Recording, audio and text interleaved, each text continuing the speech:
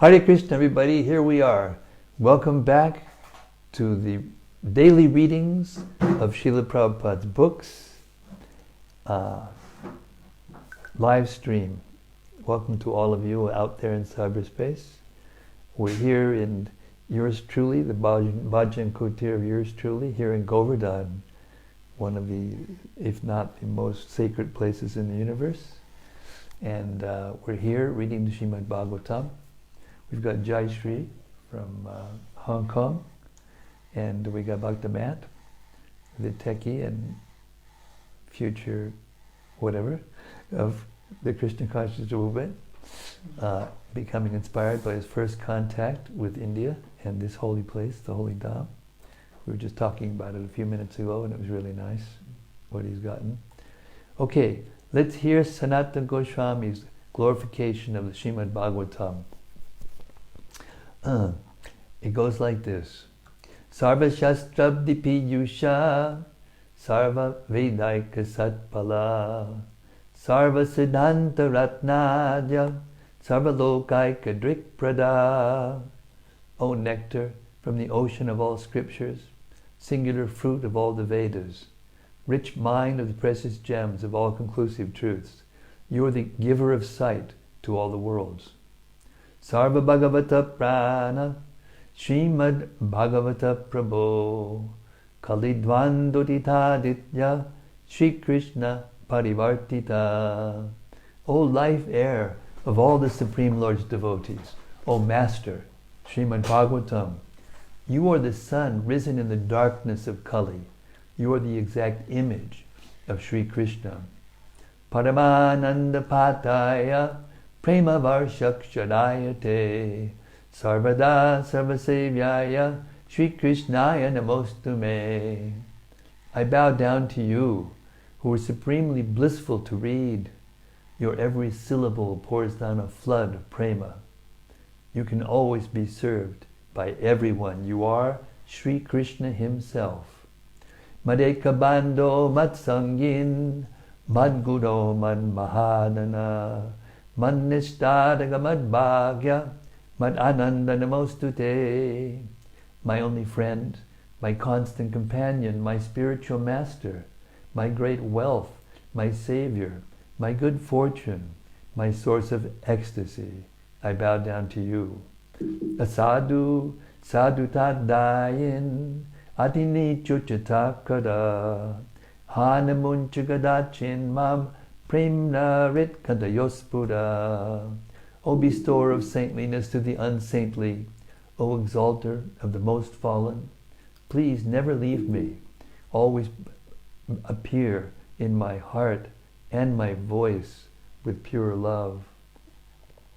There's a little bit of a plug here by Sanatana Goswami himself that we should read out loud with our voice. And my voice, always appear in my voice with pure love. Hare Krishna. Om Namo Bhagavate Vasudevaya. Om Namo Bhagavate Vasudevaya. Om Namo Bhagavate Vasudevaya. Om Namo Bhagavate Vasudevaya. Om Namo Bhagavate Vasudevaya. So, we've reached the 24th chapter of the Srimad-Bhagavatam, third canto. And now, Lord Brahma, if you remember, we read just more of that, yeah. We've read how Brahma came and revealed to Kardama that Kapila Dev is in the womb of Devahuti. Right? And then we heard how Lord Brahma instructed Kardama to give his daughters, the 9 daughters, in charity to the various Prajapatis that were Lord Brahma's mind-born sons, in order to populate the universe with good population. So now, Kardama Muni understands that Kapila Dev is in the womb, And he's going to offer prayers to Lord Kapila Dev, just as the demigods offered prayers to Krishna when he was in the womb of Devaki. So that's where we are. Here's starting with verse 26. When Kardama Muni understood that the Supreme Personality of Godhead, the chief of all the demigods, Vishnu, had descended, Kardama approached him in a secluded place, offered obeisances, and spoke as follows. Purport. Or maybe he's coming out of the womb. Anyway, he's either in the womb or he's just out of the womb. One of the two. Purport. Lord Vishnu is called Triyuga. He appears in 3 yugas, Satya, Treta, and Dwapara. But in Kali Yuga he does not appear. Maybe we read this. Anyway, from the prayers of Prahlad Maharaj, however, we understand that he appears garbed as a devotee in Kali Yuga. Lord Chaitanya is that devotee. Krishna appeared in the form of a devotee, but although he never disclosed himself, Rupa Goswami could understand his identity, for the Lord cannot hide himself from the pure devotee. Rupa Goswami detected him when he offered his first obeisances to Lord Chaitanya. He knew that Lord Chaitanya was Krishna himself, and therefore offered his obeisances with the following words: I offer my respects to Krishna, who has now appeared as Lord Chaitanya. This is also confirmed in the prayers of Prahlad Maharaj. In Kali Yuga he does not directly appear, but he appears as a devotee. Vishnu therefore is known as Triyuga. Another explanation of Triyuga is that he has 3 pairs of divine attributes, namely power and affluence. Yeah, we did read this. Namely power and affluence, piety and renown, and wisdom and dispassion. According to Sridhar Swami, his 3 pairs of opulences are complete riches and complete strength, complete fame and complete beauty, and complete wisdom and complete renunciation. There are different interpretations of Triyuga, but it is accepted by all learned scholars that Triyuga means Vishnu. When Kardama Muni understood that his son, Kapila, was Vishnu himself, he wanted to offer his obeisances. Therefore, when Kapila was alone, he offered his respects and expressed his mind as follows. So he's now taken birth. 27. Kardama Muni said, Oh, after a long time, the demigods of this universe have become pleased with the suffering souls who are in material entanglement because of their own misdeeds. Purport. This material world is a place for suffering, which is due to the misdeeds of the inhabitants, the conditioned souls themselves. The sufferings are not extraneously imposed upon them. Rather, the conditioned souls create their own suffering by their own acts. In a forest, fire takes place automatically. It is not that someone has to go there and set a fire. Because of friction between various trees, fire occurs automatically. When there's too much heat from the forest fire of this material world, the demigods, including Brahma himself, being harassed, approach the Supreme Lord, the Supreme Personality of Godhead, and appeal to him to alleviate the condition. Then the Supreme Personality of Godhead descends. In other words, when the demigods become distressed by the sufferings of the conditioned souls, they approach the Lord to remedy the suffering, and the Personality of Godhead descends. When the Lord descends, all the demigods become enlivened. Therefore, Kardama Muni said, after many, many years of human suffering, all the demigods are now satisfied because Kapila Dev, the incarnation of Godhead, has appeared. Text 28. After many births, mature yogis, by complete trance in yoga, endeavor in secluded places to see the lotus feet of the Supreme Personality of Godhead. Purport. Some important things are mentioned here about yoga. The word Bahu Janma Vipakbena, means after many, many births of mature yoga practice. And another word, Samyak-yoga Samadhina, means by complete practice of the yoga system. Complete practice of yoga means bhakti yoga. Unless one comes to the point of bhakti yoga, or surrender unto the Supreme Personality of Godhead, one's yoga practice is not complete. The same point is corroborated in the Srimad-Bhagavatam. Bahunam janmanamante. After many, many births, the jnani, who has matured in transcendental knowledge, surrenders unto the Supreme Personality of Godhead. Kardama Muni repeats the same statement. After many, many years and many, many births of complete practice of yoga, one can see the lotus feet of the Supreme Lord in a secluded place. It is not that after one practices some sitting postures, he immediately becomes perfect. One has to perform yoga a long time, many, many births, to become mature. And a yogi has to practice in a secluded place. One cannot practice yoga in a city or in a public park and declare that he has become God simply by some exchange of dollars. This is all bogus propaganda. Those who are actually yogis practice in a secluded place, and after many, many births, they become successful, provided they surrender unto the Supreme Personality of Godhead. This is the completion of yoga. 29.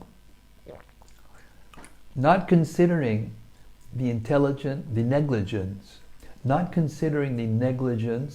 of ordinary householders like us, that very same Supreme Personality of Godhead appears in our homes just to support his devotees. So just see, there's humility even in the person who has now attained God as his son. Not considering the negligence of ordinary householders like us, Kardama Muni and Devahuti are hardly ordinary householders. That very same Supreme Personality of Godhead appears in our homes just to support his devotees. So even the greatest devotees are humble. Prabhupada said in the 13th chapter of the Gita, in the purport to verses 8 to 12, 18 to 8 to 12, he says knowledge begins with humility. Yeah. Purport. Devotees are so affectionate toward the personality of Godhead that although he does not appear before those who practice yoga in a secluded place for many, many births, he agrees to appear in a householder's home where devotees engage in devotional service without material yoga practice. In other words, devotional service to the Lord is so easy that even a householder can see the Supreme Personality of Godhead as one of the members of his household, as his son, as Kardama Muni experienced. He was a householder, although a yogi, but he had the incarnation of the Supreme Personality of Godhead, Muni, a personality of God. Excuse me, I'll read this again. He was a householder, although a yogi, and he had the incarnation of the Supreme Personality of Godhead, Kapila Muni, as his son. Devotional service is such a powerful transcendental method that it surpasses all other methods of transcendental realization. The Lord says, therefore, that he lives neither in Vaikuntha nor in the heart of a yogi, but he lives where his pure devotees are always chanting and glorifying him. The Supreme Personality of Godhead is known as Bhakta Vatsala. He is never described as Jnani Vatsala or Yogi Vatsala. Prabhupada, classic Prabhupada. He is always described as Bhakta Vatsala because he is more inclined toward his devotees than toward other transcendentalists. In Bhagavad Gita it is confirmed that only a devotee can understand him as he is. Bhaktya mam abhijanati. One can understand me only by devotional service, not otherwise. That understanding alone is real, because although jnanis, mental speculators, can realize only the effulgence or the bodily luster of the Supreme Personality of Godhead, and yogis can realize only the partial representation, of the Supreme Personality of Godhead. A bhakta not only realizes him as he is, but also associates with the Personality of Godhead face to face. Text 30.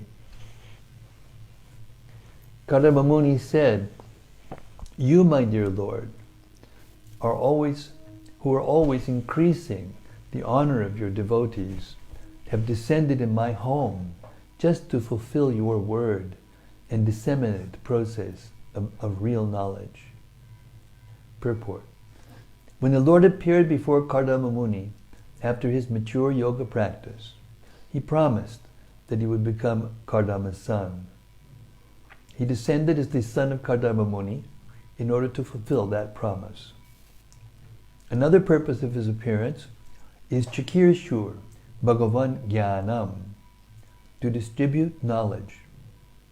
Therefore he is called Bhaktanam Manavardhana, he who increases the honor of his devotees. By distributing Sankhya, he would increase the honor of the devotees. Therefore, Sankhya philosophy is not dry mental speculation. Sankhya philosophy means devotional service.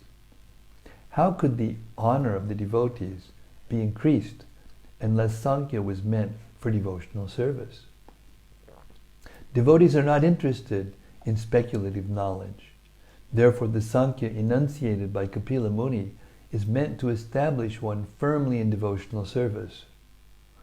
Real knowledge and real liberation is to surrender unto the Supreme Personality of Godhead and engage in devotional service. Text 31. My dear Lord, although you have no material form, you have your own innumerable forms. They truly are your transcendental forms, which are pleasing to your devotees. Purport. In the Brahma Samhita, it is stated that the Lord is one absolute, but he has ananta, or innumerable forms. Advaitam, Achyutam, Anadam, Anadim, Anantarupam. The Lord is the original form, but still he has multi-forms. Those multi-forms are manifested by him transcendentally, according to the tastes of his multi-devotees. It is understood that once Hanuman, the great devotee of Lord Ramachandra, said that he knew that Narayana, the husband of Lakshmi, and Rama, the husband of Sita, are one and the same, and that there is no difference between Lakshmi and Sita. But as for himself, he liked the form of Lord Rama. In a similar way, some devotees worship the original form of Krishna. When we say Krishna, we refer to all forms of the Lord, not only Krishna, but Rama, Nrisingha, Varaha, Narayana, etc. The varieties of transcendental forms exist simultaneously. That is also stated in the Brahma Samhita, Ramadi Mortishu, Nanavataram. He already exists in multi-forms, but none of the forms are material. Sridhar Swami has commented that arupina, without form, means without material form. The Lord has form, otherwise how can it be stated here, Tanyeva te birupani, rupani bhagavang stava? You have your forms, but they are not material. Materially you have no form, but spiritually, transcendentally, you have multiforms. Mayavadi philosophers cannot understand these transcendental forms of the Lord, and being disappointed, they say that the Supreme Lord is impersonal. But that is not a fact. Whenever there is a form, there is a person. Many times in many Vedic literatures, the Lord is described as Purusha, which means the original form, the original enjoyer. The conclusion is that the Lord has no material form, and yet, according to the liking of different grades of devotees, he simultaneously exists in multi-forms, such as Rama, Nisringa, Varaha, Narayana, and Mukunda. There are many thousands and thousands of forms, but they are all Vishnu Tattva, Krishna. Text 32. My dear Lord, your lotus feet are the reservoir that always deserves to receive worshipful homage from all great sages, eager to understand the absolute truth. You are full in opulence, renunciation, transcendental fame, knowledge, strength, and beauty, and therefore I surrender myself unto your lotus feet. Purport. Actually, those who are searching after the absolute truth must take shelter of the lotus feet of the Supreme Personality of Godhead and worship Him. In Bhagavad Gita, Lord Krishna advised Arjuna many times to surrender unto Him, especially in the end of the 9th chapter, Manmana Bhavamad Bhakta.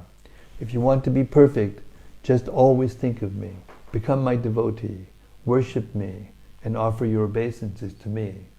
In this way, you will understand me, the personality of Godhead, and ultimately, you will come back to me, back to Godhead, back home. Why is this so? The Lord is always full of 6 opulences, as mentioned herein: wealth, renunciation, fame, knowledge, strength, and beauty. The word purtam means in full.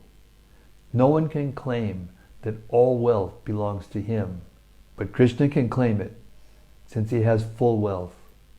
Similarly, he is full in knowledge, renunciation, strength, and beauty. He is full in everything, and no one can surpass him.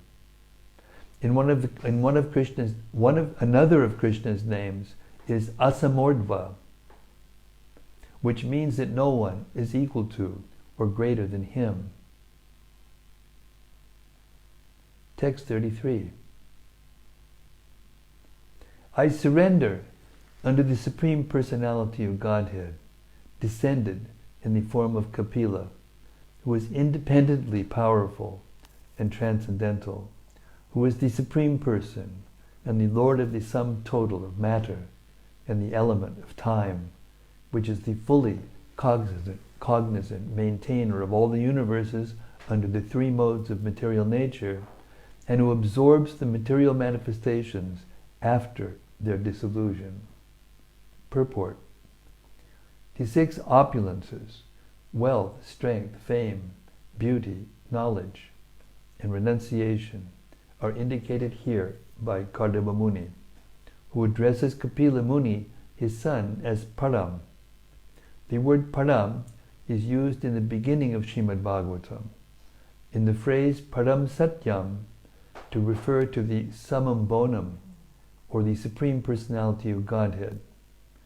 Param is explained further by the next word, Pradhanam, which means the chief, the origin, the source of everything, Sarva Karanam, the cause of all causes.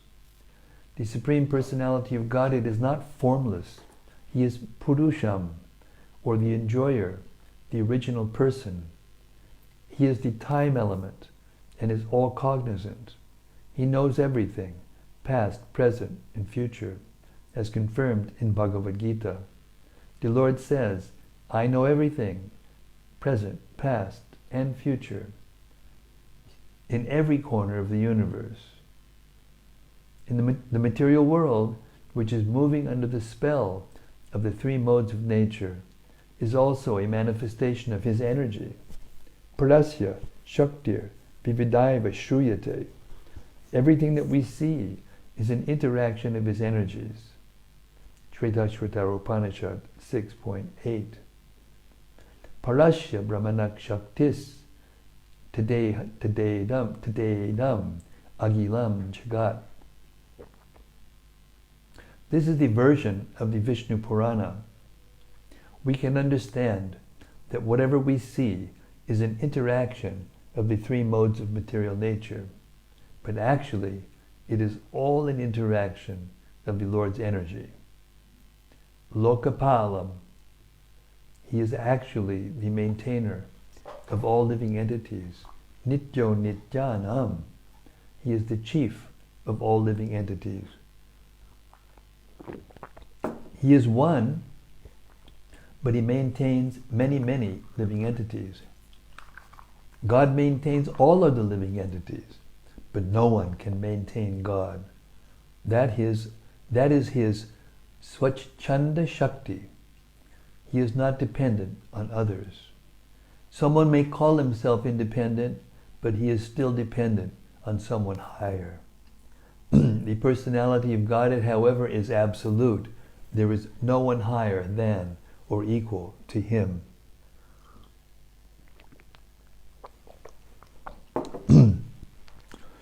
Kapila Muni appeared as the son of Kardama Muni. But because Kapila is an incarnation of the Supreme Personality of Godhead, Kardama Muni offered respectful obeisances unto him with full surrender. Another word in this verse is very important. Atmanubhutya nugata prachana prapancham. The Lord descends either as Kapila or Rama, Nishinga or Varaha, or whatever forms he assumes in the material world, are all manifestations of his own personal, internal energy. They are never forms of the material energy. The ordinary living entities who are manifested in this material world have bodies created by the material energy. But when Krishna, or any one of his expansions or parts of the expansions, descends to this material world, although he appears to have a material body, his body is not material. He always has a transcendental body. But fools and rascals, who are called mudhas, consider him to be one of them, and therefore they deride him. They refuse to accept Krishna as the Supreme Personality of Godhead because they cannot understand him. In Bhagavad Gita, Krishna says, Avajananti mam mudha. Those who are rascals and fools deride me. When God descends in a form, this does not mean that he assumes his form with the help of the material energy. He manifests his spiritual form as he exists in his spiritual kingdom. So profound. Text 34. Today I have something to ask from you, who are the Lord of all living entities. Since I have now been liberated by you from my debts to my father, and since all my desires are fulfilled, I wish to accept the order of an itinerant mendicant. Renouncing this family life, I wish to wander about, free from lamentation, thinking always of you in my heart. Purport. Actually, sannyas, or renunciation of material household life, necessitates complete absorption in Krishna consciousness and immersion in the self. One does not take sannyas, freedom from family responsibility in the renounced order of life, to make another family or to create an embarrassing transcendental fraud in the name of sannyas. The sannyasi's business is not to become proprietor of so many things and amass money from the innocent public. A sannyasi is proud that he is always thinking of Krishna within himself. Of course, there are two kinds of devotees of the Lord. One is called Goshtyanandi, which means those who are preachers and have many followers for preaching the glories of the Lord, and who live among those many, many followers just to organize missionary activities. Other devotees are Atmanandi, or self-satisfied, and do not take the risk of preaching work. They remain therefore alone with God. In this classification was Kardama Muni. He wanted to be free from all anxieties and remain alone within his heart with the Supreme Personality of Godhead. Paribraja, Paribraja means an itinerant mendicant. A mendicant sannyasi should not live anywhere for more than 3 days. He must be always moving, because his duty is to move from door to door and enlighten people about Krishna consciousness. Text 35. Okay, so now Kapila Dev has made his request, and we're going to hear from the Lord himself.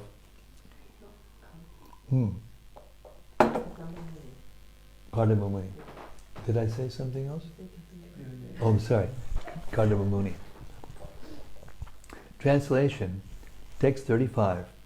The personality of Godhead, Kapila, said, "Whatever I speak, whether directly or in the scriptures, is authoritative in all respects for the people of the world. O Muni, because I told you before that I would become your son, I have descended to fulfill this truth." Purport. Kardama Muni was to leave his family life to completely engage in the service of the Lord. But since he knew that the Lord himself is Kapila, had taken birth in his home as his son, why was he preparing to leave home to search out self-realization or God realization? God himself was present in his home. Why should he leave home? Such a question may certainly arise. But here it is said that whatever is spoken in the Vedas and whatever is practiced in accordance with the injunctions of the Vedas is to be accepted as authoritative in society. Vedic authority says that a householder must leave home after his 50th year. Panchashur dvam vanam brajet. One must leave his family life and enter the forest after the age of 50. This is 64. Should 64-year-old be going into... Anyway. Vedic authority says that a householder must leave his home after his 50th year. Pancha shur dvam banam brajet. One must leave his family life and enter the forest after the age of 50. This is an authoritative statement of the Vedas, based on the division of social life into 4 departments of activity: brahmacharya, grihastha, vanaprastha, and sannyas.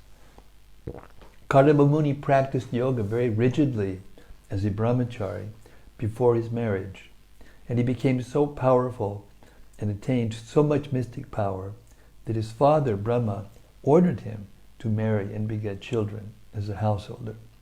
Kardama did that also. He begot 9 good daughters and 1 son, Kapila Muni, and thus his householder duty was also performed nicely.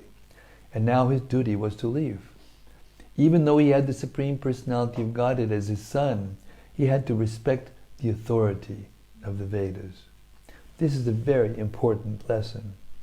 Even if one has God in his home and is his son, one should still follow the Vedic injunctions. It is stated, Mahajano yenagata sapanta. One should traverse the path which is followed by great personalities. Kardama Muni's example is very instructive, for in spite of having the Supreme Personality of Godhead as his son, he left home just to obey the authority of the Vedic injunction. Kardama Muni states here the main purpose of his leaving home. While traveling all over the world as a mendicant, he would always remember the Supreme Personality of Godhead within his heart, and thereby be freed from all the anxieties of material existence. In this age of Kali Yuga, sannyas is prohibited because persons in this age are all Shudras and cannot follow the rules and regulations of sannyas. It is very commonly found that so-called sannyasis are addicted to nonsense, even to have private relationships with women. This is the abominable situation in this age. Although they dress themselves as sannyasis, they still cannot free themselves from the 4 principles of sinful life, namely illicit sex, meat eating, intoxication, and gambling. Since they are not freed from these four principles, they are cheating the public by posing as swamis. In Kali Yuga, the injunction is that no one should accept sannyas. Of course, those who actually follow the rules and regulations must take sannyas. Here you go. See, sometimes when Prabhupada makes these two apparently contradictory statements, some people say, oh, it's either about one or the other, so both can't be true. But they are both true. Yeah. They are both true. But it means those who actually can follow the rules. Generally, however, people are unable to accept sannyas life, and therefore Chaitanya Mahaprabhu stressed, Kalo, nastyeva, nastyeva, nastyeva, gatiranyata. In this age there is no alternative than to chant the holy name of the Lord, Hare Krishna, Krishna Krishna, Hare Hare. The main purpose of sannyas life is to be in constant companionship with the Supreme Lord, either by thinking of Him within the heart or hearing of Him through oral reception. In this age, hearing is more important than thinking. There you are, man. I've got to put this one in.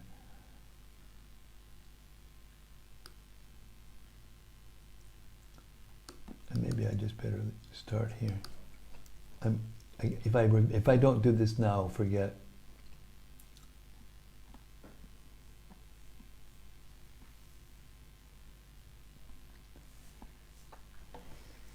Okay. The main purpose of sannyas life is to be in constant companionship with the Supreme Lord, either by thinking of Him within the heart or hearing of Him through oral reception. In this age, hearing is more important than thinking, because one's thinking may be disturbed by mental agitation. But if one concentrates on hearing, he will be forced to associate with the sound vibration of Krishna. Krishna and the sound vibration, Krishna, are non-different. So if one loudly vibrates Hare Krishna, he will be able to think of Krishna immediately. This process of chanting is the best process of self-realization in this age. Therefore, Lord Chaitanya preached it so nicely for the benefit of all humanity. Text 36. My appearance in this world is especially to explain the philosophy of Sankhya, which is highly esteemed for self-realization by those desiring freedom from the entanglement of unnecessary material desires. Purport. Here the word durashayat is very significant. Dur refers to trouble, or dukkha, miseries. Ashayat means from the shelter. We conditioned souls have taken shelter of the material body, which is full of troubles and miseries. Foolish people cannot understand the situation, and this is called ignorance, illusion, or the spell of Maya. Human society should very seriously understand that the body itself is the source of all miserable life. Modern civilization is supposed to be making advancement in scientific knowledge. But what is this scientific knowledge? It is based on bodily comforts only, without knowledge that however comfortable one maintains his body, the body is destructible. As stated in Bhagavad Gita, Anantava Antavanta ime deha. These bodies are destined to be destroyed. Nityas yokta sharirina refers to the living soul, or the living spark within the body. That soul is eternal, but the body is not eternal. For our activity, we must have a body. Without sense organs, there is no activity. But people are not inquiring whether it is possible to have an eternal body. Actually, they aspire for an eternal body, because even though they engage in sense enjoyment, that sense enjoyment is not eternal. They are therefore in want of something with which they can enjoy eternally, but they do not understand how to attain that perfection. Sankhya philosophy, therefore, as stated here by Kapila Deva, is Tattvanam. The Sankhya philosophy system is designed to afford understanding of the real truth. What is that real truth? The real truth is knowledge of how to get out of the material body, which is the source of all trouble. Lord Kapila's incarnation or descent is especially meant for this purpose. That is clearly stated here. Text 37. This path of self-realization, which is difficult to understand, has now been lost in the course of time. Please know that I have assumed this body of Kapila to introduce and explain this philosophy to human society again. Purport.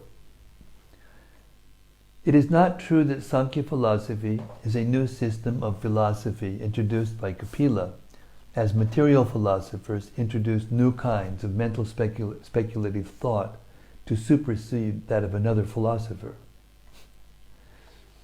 On the material platform, everyone, especially the mental speculator, tries to be more prominent than others. The field of activity of the speculators is the mind. There is no limit to the different ways in which one can agitate the mind. The mind can be unlimitedly agitated, and thus one can put forward an unlimited number of theories. Sankhya philosophy is not like that. It is not mental speculation, it is factual. But at the time of Kapila, it was lost. In due course of time, a particular type of knowledge may be lost or may be covered for the time being. That is the nature of this material world. A similar statement was made by Lord Krishna in Bhagavad Gita, Sakalena mahata yogo. Sakalena mahato yoga nashta. In course of time, the yoga system as stated in Bhagavad Gita was lost. It was coming in parampara, in disciplic succession, but due to the passage of time, it was lost. The time factor is so pressing that in the course of time, everything within this material world is spoiled or lost. The yoga system of Bhagavad Gita was lost before the meeting of Krishna and Arjuna. Therefore, Krishna again enunciated the same ancient yoga system to Arjuna, who could actually understand Bhagavad Gita. Similarly, Kapila also said that the system of Sankhya philosophy was not exactly being introduced by him, it was already current, but in course of time it was mysteriously lost, and therefore he appeared to reintroduce it. That is the purpose of the incarnation of Godhead. Yada yada hi dharmasya glanhir bhavati bharata. Dharma means the real occupation of the living entity. When there is a discrepancy in the eternal occupation of the living entity, the Lord comes and introduces the real occupation of life. Any so-called religious system that is not in the line of devotional service is called adharma samstapana. When people forget their eternal relationship with God and engage in something other than devotional service, their engagement is called irreligion. How can one get out of the miserable condition of material life?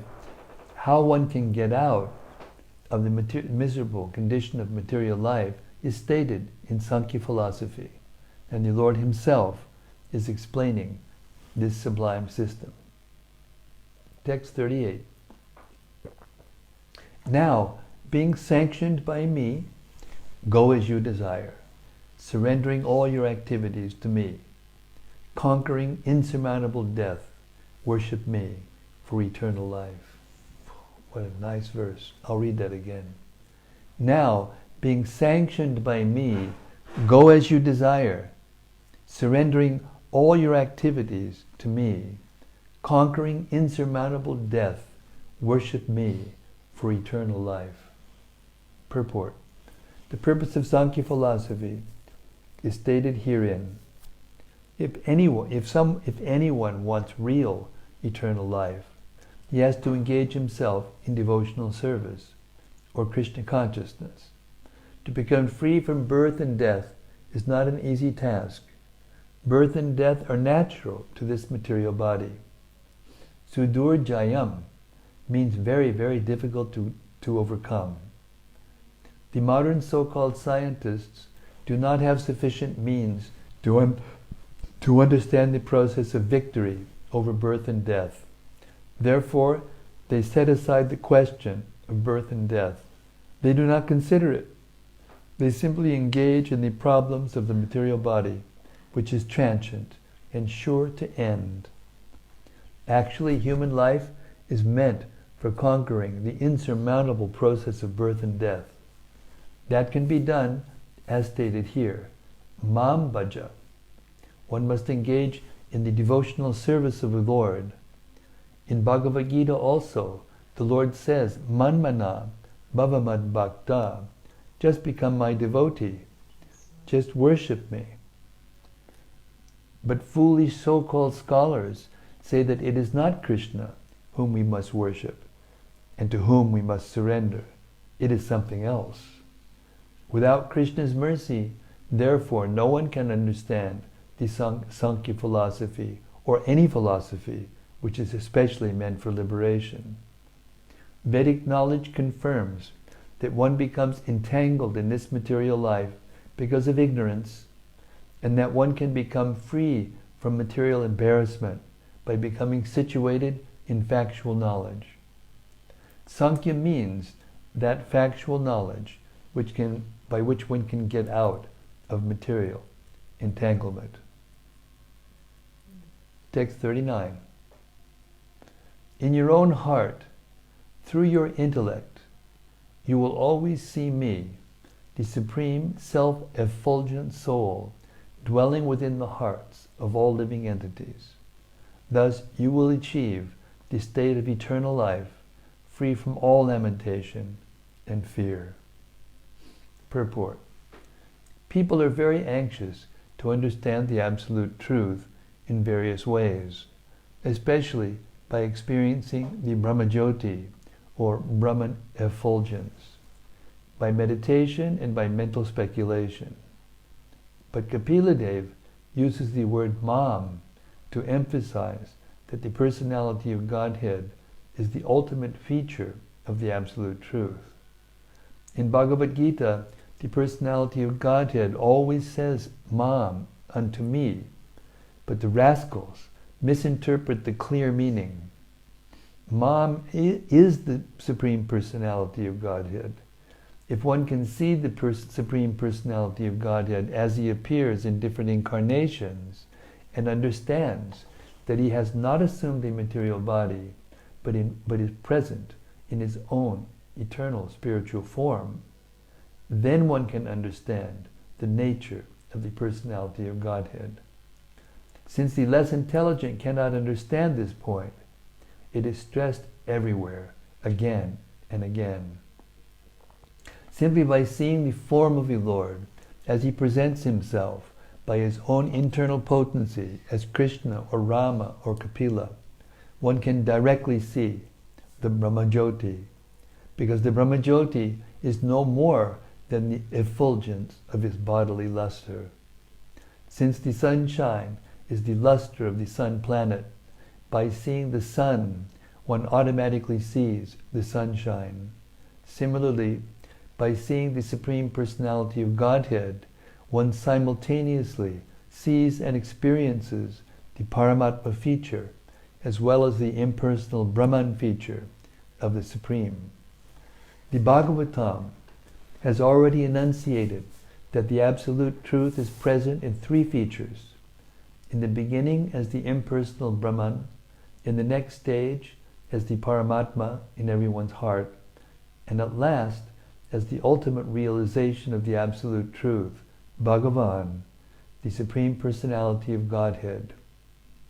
One who sees the Supreme Person can automatically realize the other features, namely the Paramatma and Brahman features of the Lord.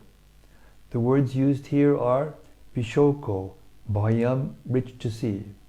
Simply by seeing the personality of Godhead, one realizes everything, and the result is that one becomes situated on the platform where there is no lamentation and no fear. This can be attained simply by devotional service to the personality of Godhead. Text 40. I shall also describe this sublime knowledge, which is the door to spiritual life, to my mother, so that she also can attain perfection and self-realization, ending all reactions to fruitive activities. Thus she will be freed from all material fear. Purport. Kardama Muni was anxious about his good wife, Devahuti, while leaving home, and so the worthy son promised that not only would Kardama Muni be freed from the material entanglement, but Devahuti would also be freed by receiving instruction from her son. A very good example is set here. The husband goes away, taking the sannyas order for self-realization, but his representative, the son, who is equally educated, remains at home to deliver the mother. A sannyasi is not supposed to take his wife with him. At this vanaprastha stage of retired life, or the stage midway between householder life and renounced life, one may keep his wife as an assistant without sex relations, but in the sannyas order of life, one cannot keep his wife with him. Otherwise, a person like Kardama Muni would have kept his wife with him, and there would have been no hindrance to his prosecution of self-realization. Kardama Muni followed the Vedic injunction that no one in sannyas life can have any kind of relationship with women. But what is the position of a woman who is left by her husband? She is entrusted to the son, and the son promises that he will deliver his mother from entanglement. A woman is not supposed to take sannyas. So-called spiritual societies concocted in modern times give sannyas even to women, although there is no sanction in the Vedic literature for a woman's accepting sannyas. Otherwise, if it were sanctioned, Kardama Muni could have taken his wife and given her sannyas. The woman must remain at home. She has only 3 stages of life: dependency on the father in childhood, dependency on the husband in youth, and in old age, dependency on the grown-up son, such as Kapila. In old age, the progress of woman depends on the grown-up son. You can take a seat, Krishna Maharaj, as your grown-up son. The ideal son, Kapila Muni, is assuring his father of deliverance of his mother, so that his father may go peacefully without anxiety for his good wife. We'll end right there.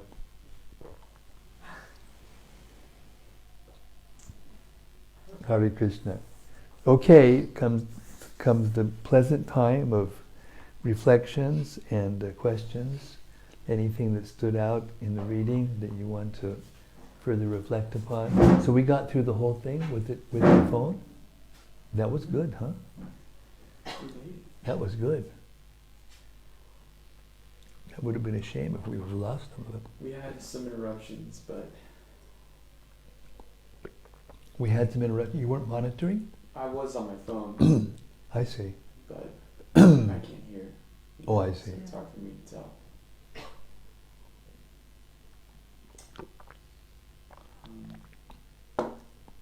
But we're still live. We're still live.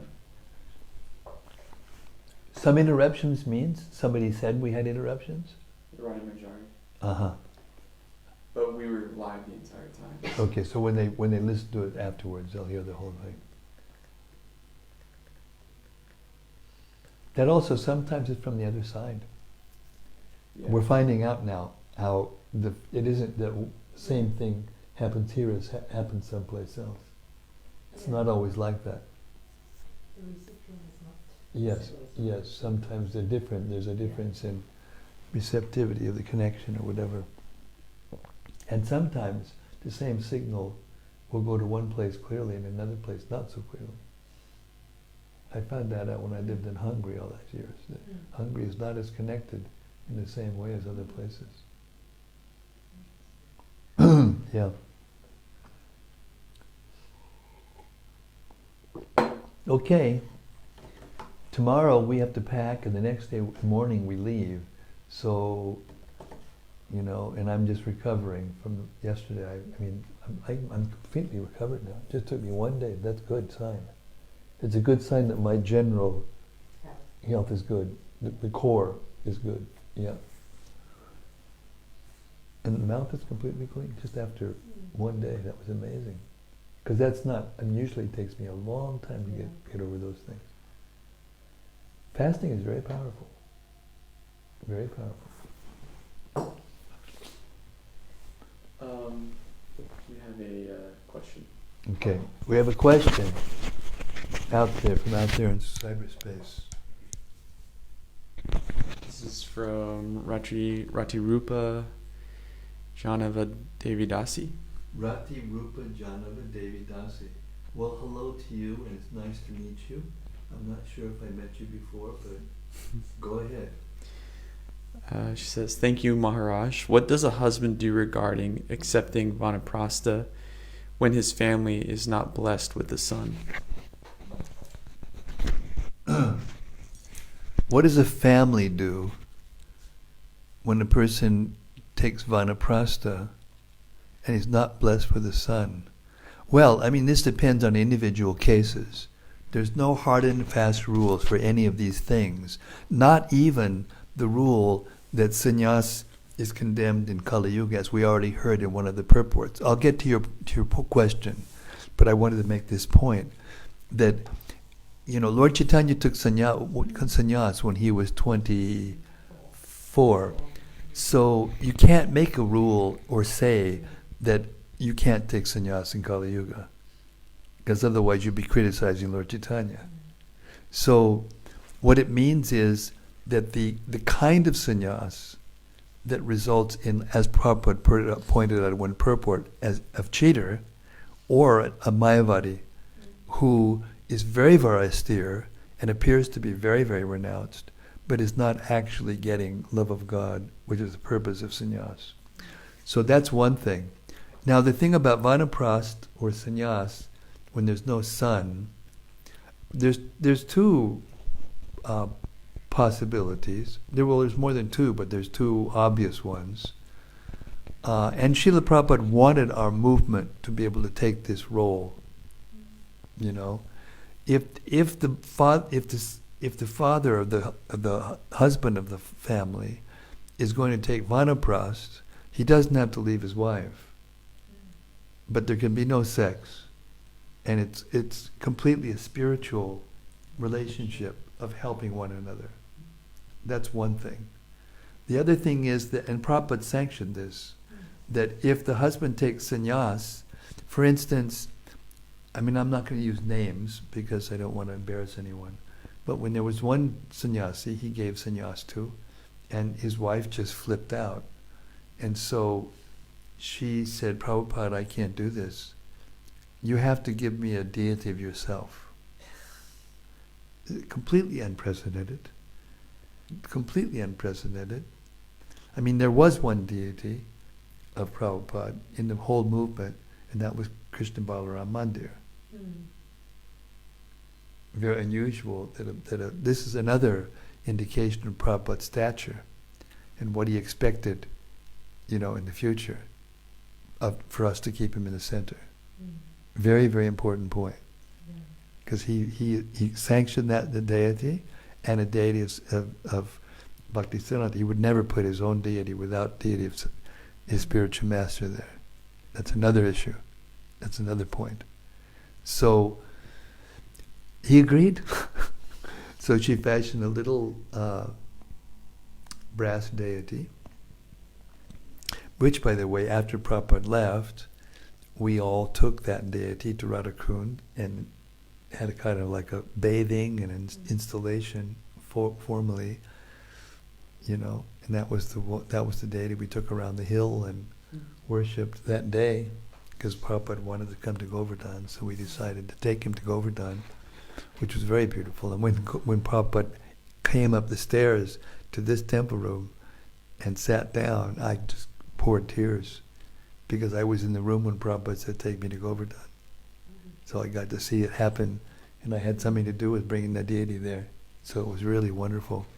Now the other thing that Prabhupada said was that if there isn't a family situation where the lady can go, the parents or some other part of the family, then we have these facilities, communities all over the world, and some of them have ashrams now. In Vrindavan there's an ashram for ladies, and in Vrindavan and Radhakund, so many older ladies, they go there and they just take shelter of Krishna.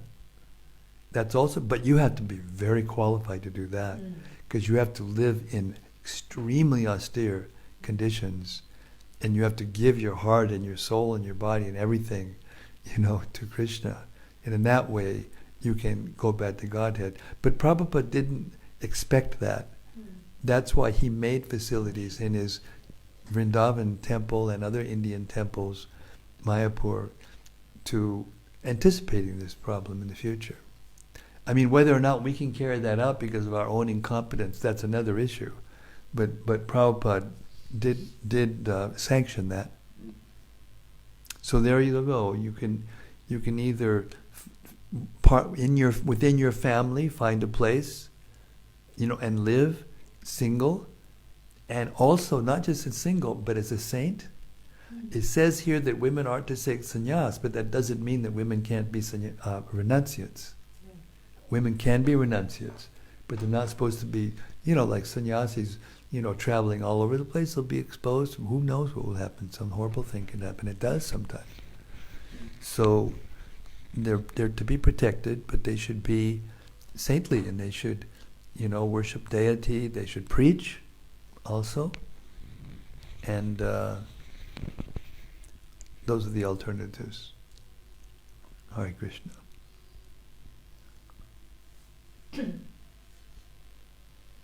And if you don't have any of those things, just use your intelligence and live separately and be a pure devotee. But the other three are more practical. Yeah. Follow-up question. She says, thank you, Maharaj. Can a mother take shelter of her daughter in this case? I'll tell you, who said women are less intelligent? Hare Krishna. Thank you. It's a very good second follow-up question. Yes. That's the answer. The answer is yes, definitely. Absolutely.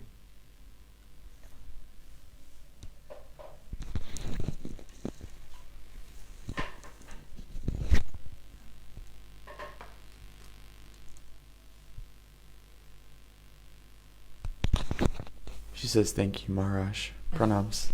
Pranams to you, Hare Krishna. It's my pleasure. This is a really nice thing, this live streaming and being able to answer questions. Thank you very much for that response. And it just points out to me what a nice thing this is we're doing and how it's spreading. And more people can actually hear, and not just hear, but interact, and get their doubts removed and questions answered. And this is a very practical one and a very important one, and this isn't spoken of very much. And it's another reason why I myself, as a person, have kind of stopped being a public figure as much, or at least a celebrity figure, where you go places and thousands of people are. I had a little bit of a momentary realization of why I'm doing the right thing. I went over to give a class in Krishna Balar Mandir, and I only go once a year, And after the class, so many devotees came up to me, and I was stunned at the response. I was stunned. And I realized during that, I can't really handle this. And I got like intoxicated. Then they were coming over and asking me, thank you, and they were giving me money, and I was like, hey, remember? And that was with me. And I kind of wandered around looking at the deities and trying to take shelter, and then I realized, hey, this is a nice way to do it. This using the technology to have an ability to speak, one-to-one with the person with intimate and personal questions like that, And sometimes when you're in a big temple room facilities, most people don't have the courage to ask the questions. This is very, very nice. So thank you, Rupa. I can't remember the full name. Radhi Rupa Janavi Devidasi. Thanks very much for your questions, and please feel free to come as often as you want. There's one other comment here. Yes. I think is noteworthy. Yeah, go ahead. She has another comment. She says, yes, in our family, we mostly sit together to read along with your holiness. It is helping us in bonding together at the lotus feet of Srimad-Bhagavatam. Thank you. Wow. Write that one up. Somebody print that out and send it out. Hare Krishna, thank you very much. Thank you very much. That was very meaningful, what you just said, and very encouraging to me, because it shows that there's actually some this is very practical preaching. Anyway, I make a vow. I've already made the vow, but I'm going to reconfirm my vow to you personally that I'll do this for the rest of my life, especially for persons who receive and apply things like you are. It's wonderful. Thank you so much. Hare Krishna. Okay, I'm going to stop here. I've got to get some proper rest, and tomorrow we have to pack and get ready to go and then travel the next morning. So thank you very much, everyone. Such a wonderful reading tonight. Kapila, Kardama praying to Kapila, and Kapila giving him sanction, and delivering Devahuti also. It shows that the Lord loves everyone, and the Lord wants everybody to be delivered, whether they're male or female or what they are, So we should learn that and keep these eternal truths in our hearts, so we won't be bewildered or disappointed or confused or in any way discouraged in our spiritual lives. Okay, Kapila Dev ki jai, Devahuti ki jai, Kardama Muni ki jai, Gaur Premanandi, Hari Hari Bol. Thank you very much. We'll see you tomorrow night. Hare Krishna.